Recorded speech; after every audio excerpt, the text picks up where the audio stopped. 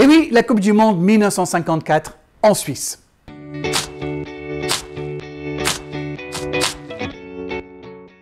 Avec un match qui a vraiment marqué les esprits. C'était, encore une fois, une bataille.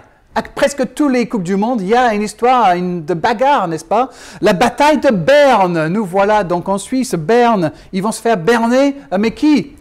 C'était un match entre la Hongrie et le Brésil, deux équipes pourtant connues pour le jeu plutôt qu'autre chose, même si on a déjà vu les Brésiliens, lorsqu'il y a une bataille, il y a une bagarre, ils y répondent présent. En tout cas, ce jour-là, pas très joli tout ça, quart de finale, donc, deux équipes qui sont rapidement réduites à un pugilat. C'est n'importe quoi cette rencontre, si vous avez la possibilité de retrouver des images. Vous allez voir que l'arbitre anglais, bien sûr, heureusement qu'il y avait un anglais là-bas pour mettre un peu d'ordre dans tout ça.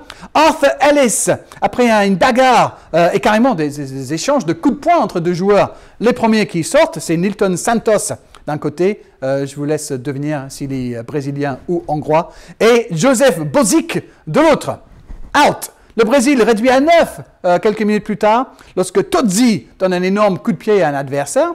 Le pire est à venir. À la fin de la rencontre, terrible bagarre, les Brésiliens vont dans le vestiaire des Hongrois, il y a des coups de poing, des coups de pied, il y a même Puskás qui a été blessé, qui n'a pas joué, on l'a vu frapper un adversaire avec une bouteille à la main même. Et puis, ce qui est extraordinaire dans cette histoire, c'est que, eh bien, vous imaginez ça aujourd'hui, en 2018, combien de mecs vont être suspendus, combien de mecs vont être barrés, combien de mecs vont plus jamais jouer au foot? On est en 1954, tout va bien, personne n'est suspendu. On continue.